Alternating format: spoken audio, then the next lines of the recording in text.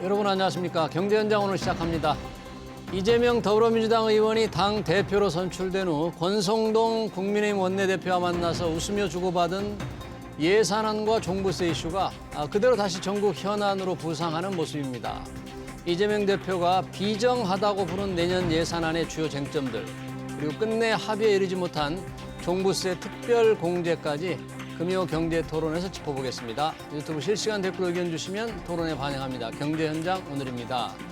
두 분 오셨습니다. 고정 패널 박원석 전 의원 오셨고요. 박 의원님 어서 오십시오. 네, 안녕하십니까. 네, 오늘 특히 김태기 단국대 경제학과 명예교수 함께하셨습니다. 교수님 네, 어서 오세요. 안녕하세요. 네, 반갑습니다. 자, 내년 예산안, 예산 국회가 이제 시작이 됐는데요. 여러 정부가 이제 모처럼 올해보다 줄인 그런 지출 예산안, 좀 건전 재정을 표방한 예산을 표시했는데 이에 대해서 당대표가 된 이재명 대표 비정한 예산이다 이렇게 평가를 했습니다. 우선 종합적인 평가를 한번 들어보고 싶은데요. 박원석 의원님, 네. 어떻게 이재명 대표의 발언 그리고 이 정부의 건전 재정 평가 어떻게 보세요? 일단 본 예산을 기준으로만 비교해 보면 준 건 아닙니다. 예. 작년에 이제 그 일종의 추경을 많이 했기 때문에 추경 예산까지 포함하면 작년 대비 많이 줄었는데요. 이게 이제 2008년 금융위기 이후 처음으로 전년 대비 세해 예산이 줄어든 예산입니다. 전체적으로 좀 긴축을 강조하고 있기 때문에 예. 그런 맥락에서 이 정부가 표방했던 긴축 기조에 맞는 예산안이 나왔다고 볼 수 있습니다만 예.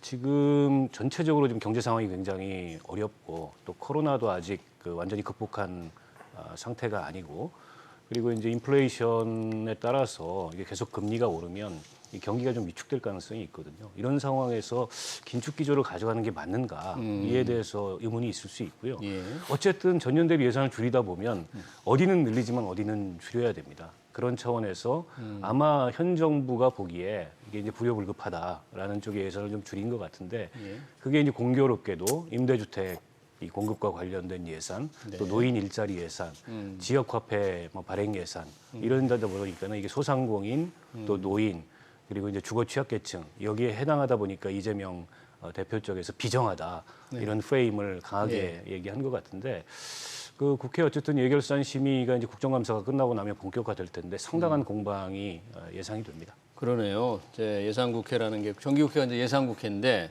상당한 공방이 예상이 된다. 김태희 교수님도 이 이재명 대표의 비정한 예산, 정말 예산 비정하게 짜여졌다고 봐야 되나요? 글쎄요. 예산에 대해 가지고 비정하다는 이야기는 좀 처음 들어보는데요. 보통 뭐 예산 경우가 지금 뭐 확장이냐 아니면 긴축이냐 뭐 이런 게 보통 정확한 표현이고요. 표현 자체가 좀 어울리지 않는다. 그렇죠. 그러니까 비정하다고 하는 부분은 이제 굉장히 이제 감정이 이제 걸려 있는 건데요. 사실은 뭐 살림을 좀 알뜰하게 살려고 예. 예를 들어 그 주부가 좀 쓸데없는 거 우리 낭비 줄이자. 예. 그 주부가 비정한 건가요? 아니잖아요. 네. 제가 볼 때는 그 이유가 있어서 그렇게 하는 건데. 근데 제가 볼 때는 이제 이 비정이란 단어가 사람들한테 딱 주목받기는 좋을 것 같아요. 관심 끌기는 좋을 것 같은데. 제가 볼 때는 좀 이런 면에서 가지고 예. 어떻게 보면 좀 이 파퓰리즘 냄새가 어떤 그런 만약 야당에서 공세를 한다 그랬을 때 그 비정함이란 그런 말로 좀 그냥 공세적으로 넣을 것 같다는 그런 예감이 듭니다. 네. 그러니까 일반적으로 예산에 대한 평가, 어떤 경제적으로나 재정적인 이런 표현으로는 좀 어울리지 않는 표현이기 그렇습니다. 때문에 예. 야당이 어떤 생각을 하고 나올지 조금 예상을 할 수가 있는 그런 단어인데 여튼 박원석 의원님 말씀대로 건전 재정이냐 아니면 조금 경제가 어려우니까 이게 과연 긴축 재정이 맞느냐 돈을 더 써야 하지 않을까 하는 생각하는 분들도 있을 텐데 여튼 줄이는 쪽으로 봤을 때 문제가 거론이 된 게 바로 첫 번째가 임대주택 예산을 5조 6천 원 줄인다. 자, 이 부분 임대주택 좀 늘려야 될 것 같은데 줄인다? 왜 줄이는지 이 줄이는 건 어떻게 봐야 되는지 우선 좀. 아마 이제 그 기획재정부 쪽에 설명을 들어보면 이제 사업 계획이 만료된 사업들 뭐 이런 것들 위주로 줄였기 때문에 전체적으로 임대주택 공급 목표나 이런 걸 줄인 건 아니고 현 정부의 임대주택 정책이 아직 안 나왔습니다. 그래서 조금 기다려달라 이렇게 얘기를 했는데 어쨌든 총액 예산이 많이 준 거죠. 5조 6천억 원이 5조 6천억 원. 줄었습니다. 보통 한 20조 정도 되는데 연간 그중에 상당 정도가 준 거여서 당연히 좀 비판이 제기될 수밖에 없고 이게 또 얼마 전에 수해로 인해서 반지하 참사가 있었잖아요. 전체적으로 뭐 반지하라든지 옥탑방이라든지 고시원이라든지 이런 데 거주하는 주거 취약계층에 주거 상향이 필요하고 주거 상향의 궁극적 대안은 현재로서는 공공임대주택일 수밖에 없어요. 근데 동시에 보면 임대주택 관련된 예산은 줄였는데 이른바 이제 분양주택, 민간 분양주택 관련된 예산은 늘렸어요. 대표적으로 청년 원가주택 공급 예산이라든지 그에 대한 융자 예산이라든지. 그러니까 이 정부가 어쨌든 주택 공급에 있어서 뭔가 민간을 중심으로 시장을 중심으로 이런 철학을 강조하다 보니까 그게 반영된 예산인 것 같은데요. 네. 당연하게 주거 취약계층 쪽에서는 비판이 나올 수밖에 없고 매년 10만 호 그 임대주택 공급을 공약을 했습니다. 예. 이렇게 가면 과연 매년 10만 호 공급 약속을 지킬 수 있겠냐? 그 공약마저도 버리는 거 아니냐? 이런 지적이 나오고 있어요. 예. 종합적인 평가는 올 연말에 어쨌든 임대주택 공급 계획을 현 정부가 내놓는다고 하고 또 이 주거 취약계층의 이제 주거 사다리 또 주거 상향에 관한 비전을 내놓는다고 하니까 그걸 보면서 종합적인 평가를 해봐야 될 것 같습니다. 그러니까 지금으로만 봐서 민간 임대주택 예산이 5조 6천억 원 줄어드는 건 정부 예산 들어가 있는데 이것만 줄어드는 게 아니라 정부는 아니다. 민간 주택을 좀 공급하니까 전체적인 주거 환경 나빠지지 않는다. 이렇게 지금 설명을 하고 있는데 김태희 교수님 보시기에는 어떤가요?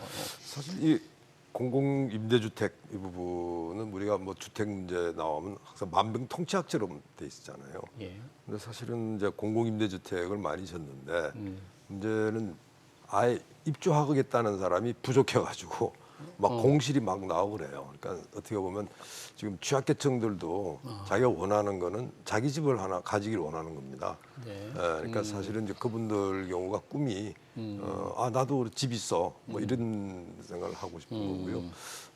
따라서 이제 그 측면에서 봤을 때는 조금 이 어떻게 보면 좀 이 취약계층에 들어갈 수 있는 예. 그런 어떤 민간 주택들이 좀 더 많이 지어지고 그리고 또 공공 임대주택이라 하더라도 사실은 이 취약계층이 어떤 분들은 홀로 사시는 분도 계지만 예. 또 어떤 분들은 또 여러 가족들이 있단 말이죠. 예. 그럼 거기에 맞춰가지고 좀 다양화해야 되고 또 지역에 따라 굉장히 차이가 많습니다. 이게. 예, 그러니까 어떤 지역은 막 공공임대 많이 지어놨는데 그냥 물량이 너무 많아가지고 사람을 찾을 수가 없어요. 그러니까 공공임대지만 입주 희망자가 없거나 적은 곳도 그렇습니다. 꽤 있다 이런 얘기죠. 막 어떻게 보면 아파트 다섯 채 중에서 다섯 개 중에 한 개꼴로 비어 있는 이런 일도 좀 벌어지고요.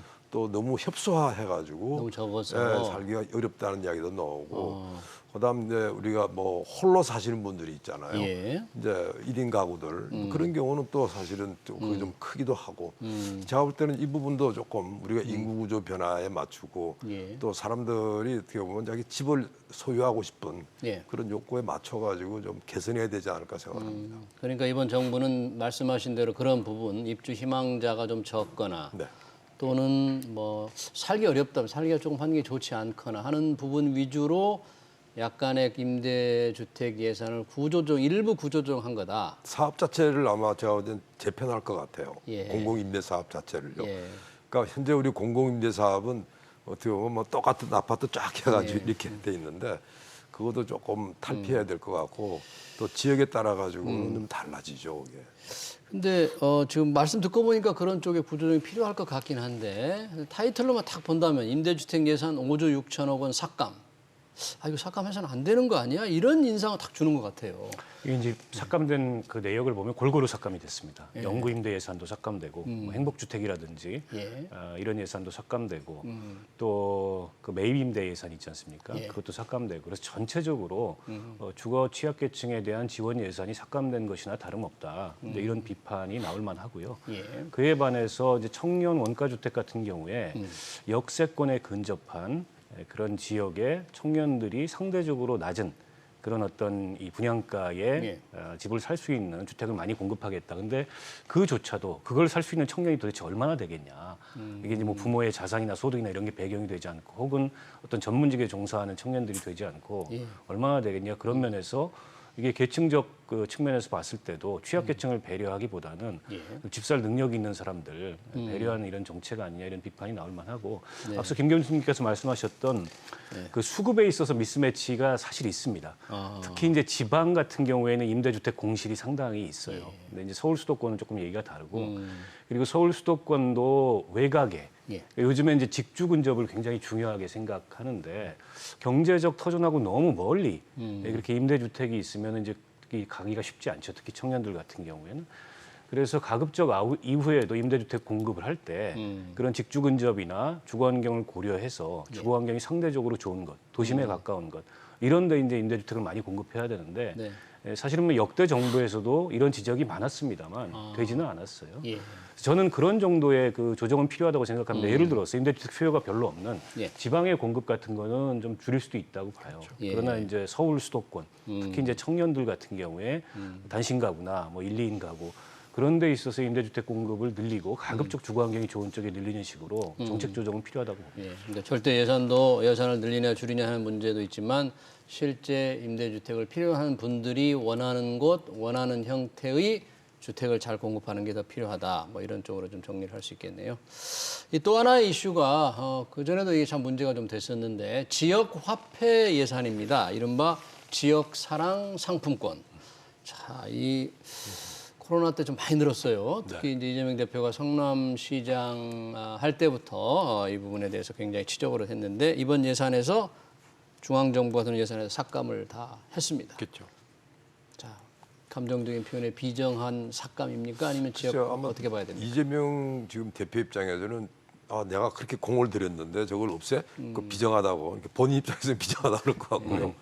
근데 일반 사람들 경우가 예. 사실 지역화폐보다는 그냥 현찰로 이렇게 주는 게 더 좋거든요. 네. 그러니까 지역화폐 용도가 그게 써야 되잖아요. 그 지역에서 써야 됩니다. 그렇습니다. 지역의 전통시장. 그 얼마나 불편해요. 자기 현찰 주면 그거 가지고 어디든 쓸 수도 있고 꼭 지역이라는 거 안 붙어 있다란다 붙어 좋았을 텐데. 네. 한 어떻게 보면 비정함이라고 했을 때 아마 이재명 대표 입장에서는 비정하게 느낄 수 있을 것 같아요. 본인이 예. 공을 들인 건데. 그러나 일반 사람들 입장에서 그게 뭐가 문제지?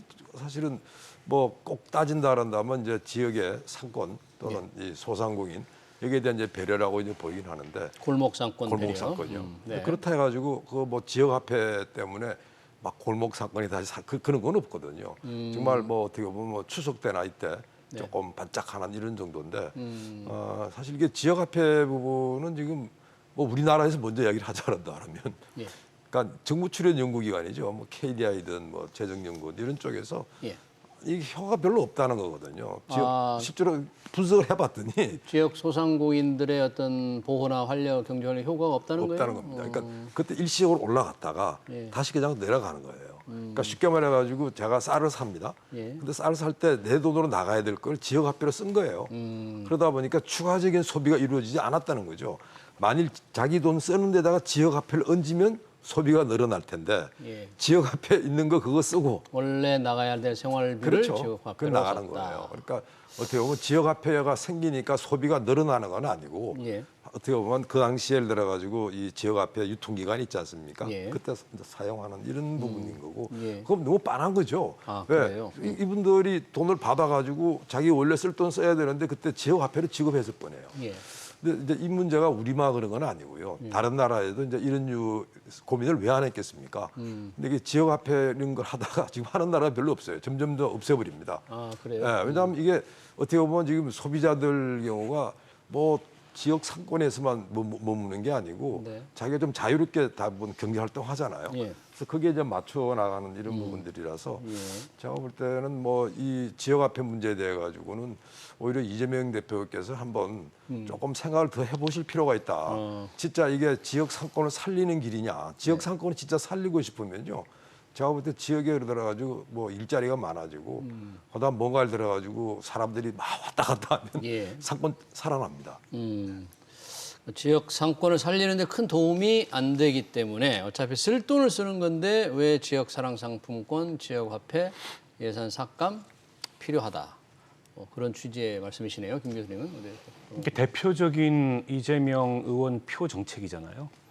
지난 그 경기지사 시절에 예. 특히 재난지원금 지급과 관련해서 이게 이제 지역 화폐로 지급함으로 인해서 지역 내의 소상공인들한테 상당한 도움이 됐던 것은 맞죠. 예. 그리고 이제 이 지역 화폐를 가지고 예를 들어 백화점이라든지 대형 프랜차이즈 이런 데서는 이제 소비를 못하게 돼 있기 때문에 그게 전통시장이라든지 소규모 이제 지역 상가로 흘러 들어갈 수 있는 장점은 있어요. 김 교수님 말씀하셨듯이 지역 화폐가 공급되고 많이 유통되면 소비의 총량이 늘어나냐? 그거는 아닙니다. 네. 다만 이제 어디서 소비를 하느냐 이런 차원에서 지역 경제, 특히 골목 상권을 상권 좀, 선순환의 네. 하나의 이 대안으로서 의미가 있는 거는 맞는데 이렇게까지 전액 삭감할 필요 있나 싶어요. 이 얘기는 노골적으로 이재명표 정책을 지우겠다 이런 걸로 보이고 코로나19 때 굉장히 작년 재작년 많이 늘었죠. 많이 이 늘었죠. 지역에. 왜냐하면 이제 재난지원금이 글로 막 이 조 단위로 그러니까. 풀리니까 그게 이제 지역 그 예. 상권에 많이 도움이 됐던 건 사실인데 그건 좀 특별한 경우라고 볼 수 있고요. 예. 이게 이제 발행 비용을 지원하던 예산을 삭감한 거기 때문에 발행이 안 되는 건 아닙니다. 지방자치단체가 하면 되는데 아무래도 이제 지방자치단체도 지원을 받아서 이제 이 발행을 했는데 자기 예산으로 하면 된다. 줄어드는 만큼 사실은 이제 발행 총액이 줄어들 가능성이 있어서 예. 이게 이제 이 지역의 골목 상권 소비에 타격이 좀 가지 않겠냐. 어쨌든 이게 지역 소상공인 지원책 중에 하나인데 네. 그걸 삭감했다는 측면에서 비정하다. 게다가 이재명표 대표적인 네. 일종의 이제 이재명 노믹스죠. 네. 그것을 대표 상품으로 내세웠던 것을 지워버리니까 비정하다. 상당히 논란이 많을 것 같아요. 저 같아도 비정할 것 같아요. 2001년 규모가 1조 2,500억이 넘었으니까 지역 상권을 살리기 위해서 중앙정부는 지자체가 부담을 해서 뭐 발행을 하는 게 좋겠다. 중앙정부는 미안하지만 예산을 좀 아껴 써야 되니까 못하겠다. 분명한 입장을 표명한 거네요. 그렇죠. 네. 그 밀어붙일 수 있을까요, 국회에서? 그래서 예산안은 국회 통과해야 되기 때문에 네. 뭐 지금 정부는 그런 입장이라는 거죠. 네. 그러나 이제 이재명 대표가 이제 당을 네. 대표 아닙니까? 네. 더군다나 그냥 여소야대도 아니고 압도적 여소야대이기 네. 때문에 뭐 예산안이 나중에 결과가 나왔을 때는 지금 좀 많이 바뀔 것 같은데요. 네. 그러니까 그 부분은 정부 예산안에서 많이 바뀔 수 있다. 예를 들어 가지고 이런 뭐 지역 화폐 이런 부분들 있잖아요. 예. 전액 삭감하는 이런 부분들 경우는 아마 야당에서는 반드시 이 부분은 뭐 원상 회복은 아니라 하더라도 네. 일부는 반드시 반영하려고 하지 않을까. 지금- 이제 제가 이제 말씀드리는 거는 이제 어떻게 보면 학자의 어떤 원론적인 입장에서 봤을 때 그렇다는 거죠. 네. 김동연 경기지사도 비판을 했네요. 지역화폐 예산 전액 삭감 대단히 유감이다. 이분 기획재정부 출신이시긴 한데 일반 우리 기획재정부에 지금 낸 예산의 철학과 전혀 다르게 역시 경기지사가 되니까 좀 정치적인 아니 왜냐하면 전국에서 경기도가 지역화폐 발행액의 거의 30% 가까이를 점하고 있습니다. 제일 많고. 그럼 결국은 경기도에 지원한 예산이 줄어드는 거잖아요. 그렇죠. 당연히 도지사로서는 여기에 대해서 그렇죠. 비판을 할 수밖에 없는 거고 예.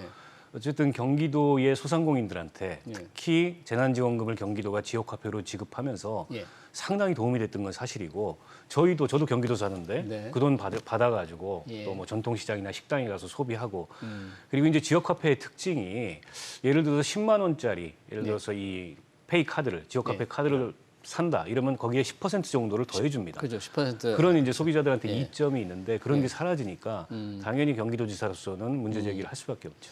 요즘같이 물가가 이렇게 높은 상태에서 10%만 더 쓸 수 있게 해주는 것도 굉장한 혜택일 것 같아요. 그렇죠. 네.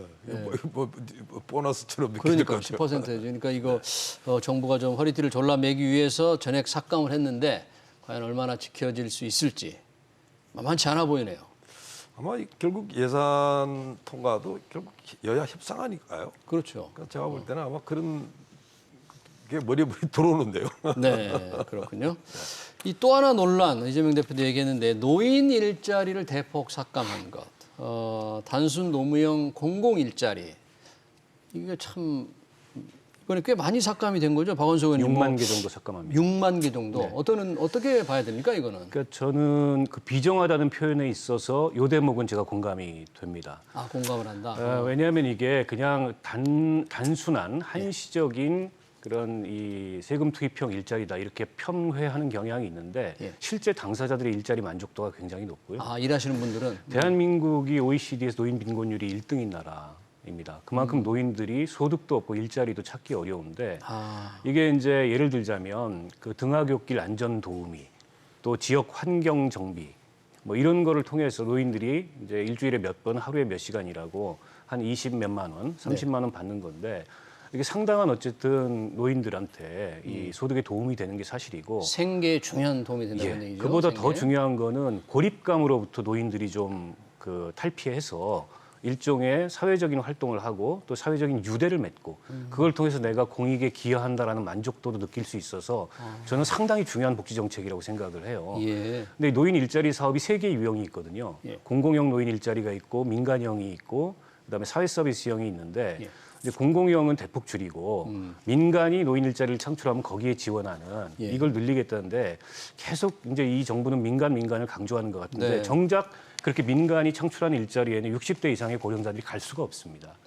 그러다 보니까 이게 노년층에 상당한 불만이 될 수 있고 저는 소득도 소득이지만 노인들이 노년에 그런 사회적 고립감으로부터 벗어나서 뭔가 활발한 유대 활동을 할 수 있는 중요한 매개체였는데 이걸 6만 개나 줄인다는 거는 제가 보기에 큰 정책적 오판이라고 봅니다. 정책적 오판이다. 지금 말씀하신 대로 노인 일자리 이번 예산에서 60만 8천 개에서 54만 7천 개, 6만 개나 줄인다. 추경호 부총리가 그런 얘기를 했더라고요. 단순 노무형 일자리는 줄이되 민간의 노인 일자리는 늘어나는 방향으로. 근데 이제 민간에는 이게 어디 민간으로 갈 수 있는 분들이냐 이게 이런 좀 반론이신데. 네. 아니요, 저는 뭐 그렇게 생각하지 않는데요. 사실은 민간 일자리 부분이 옛날에 한때 노인들 일자리 이야기 많이 있었어요. 대표적인 게 예를 들어 지하철을 이용해서 택배하는 어르신들 그런 사업들이 한동안 있다가 예. 문재인 정부 들어와서 그 이야기가 싹 들어가 버렸습니다. 그러니까 어떻게 보면 그런 지난 정부에서 그러니까 문정부 이전이죠. 했던 거를 잘 했더라면 좋았을 텐데 예. 제가 볼 때는 지금 민간에서 예를 들어 가지고 뭐랄까 좀 일손이 부족한 이런 부분들이 충분히 있기 때문에 전 뭐 가능하다 생각하고요. 가능하다. 민간에서 흡수하는 게 정부의 그렇습니다. 노인 일자리를 줄이고 이 네. 가능하다. 가능하죠. 그러니까 물론 이제 이 부분 경우는 정부가 사실은 이제 기업의 협력을 좀 요청을 하고 네. 또 기업도 사실은 이런 니즈가 많아요. 근데 지금 우리가 이런 문제 하는 데 있어가지고 여러 제도의 걸림돌들이 있습니다.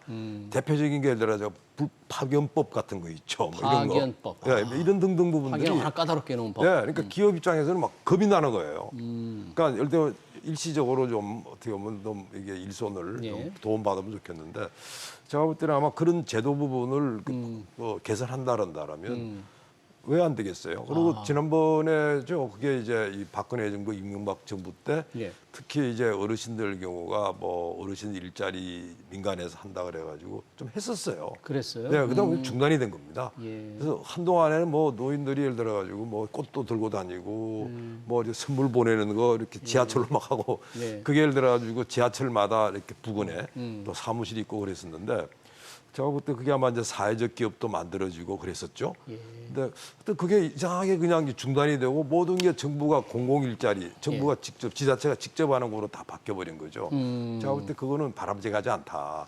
어떻게 보면 지금 이런 이 어르신들 경우도 자기가 내려가지고 일을 하는데 진짜 보람을 느낄 수 있고 네. 용돈 정도가 아니고 내가 진짜 뭔가 내 정체성을 확인할 수 있는 일자리만 전 네. 좋다 생각합니다. 민간의 일자리로 늘어나는 분야가 가능하다 그러는데 그럼 현재 공공형 단순 노무형 공공 일자리에 일하시는 분들을 한번 이렇게 봤으면 좋겠는데 그 나이 분포 이런 것들이 좀 굉장히 연세가 많으신 분들이지 않을까 싶기도 대부분 하고. 60대 이상이고요. 등하굣길에 이제 깃발 들고서 예. 아이들 이 통학 안전 요거 이제 하시는 분들도 계시고 또 지하철역 환경미화 하시는 분들도 있고 또 요즘에 음식점에 가면 이제 키오스크가 굉장히 많잖아요.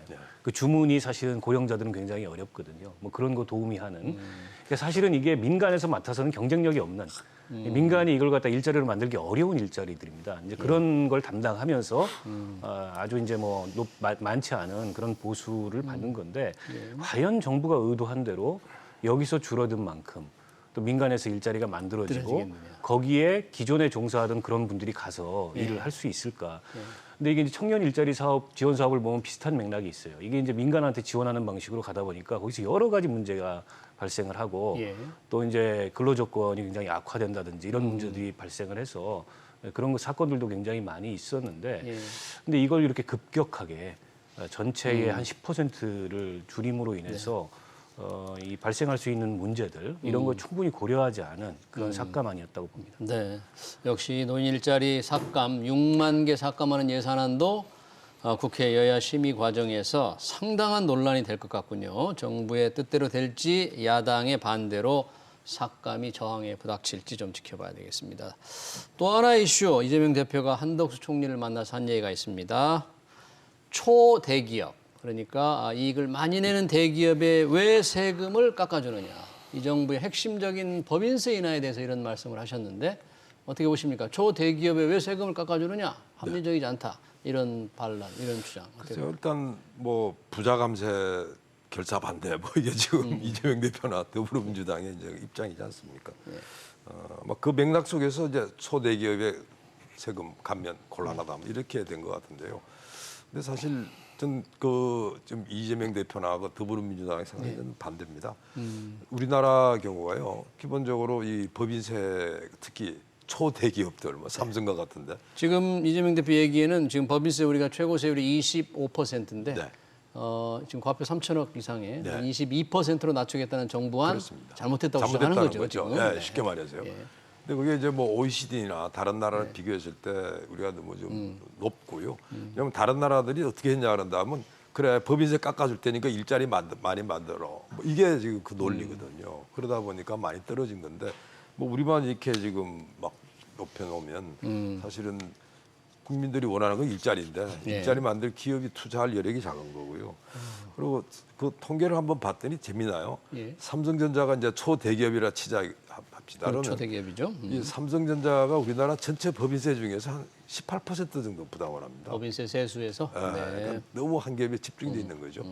그리고 다른 나라 그러면 삼성전자랑 비슷한 회사가 뭐 예를 들어 애플이란다든지 인텔 이런 걸 보면 뭐 사실은 인텔 같은 경우는 우리 한 3분의 1 삼성에 네. 애플 한 2분의 1 정도밖에 안 됩니다.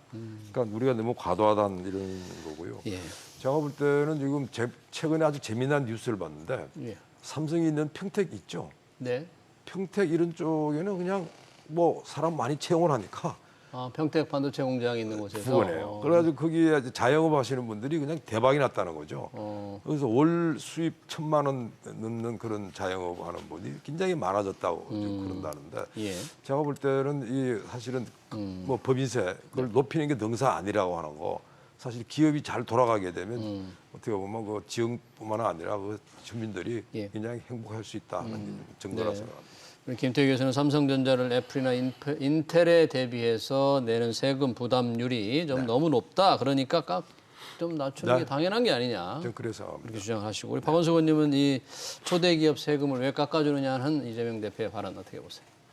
이제 아주 오래된 논쟁이죠. MB 때 이제 법인세 2%포인트 감세를 했는데 과연 그때 기업의 유효설비 투자율이나 고용률이나 늘었냐?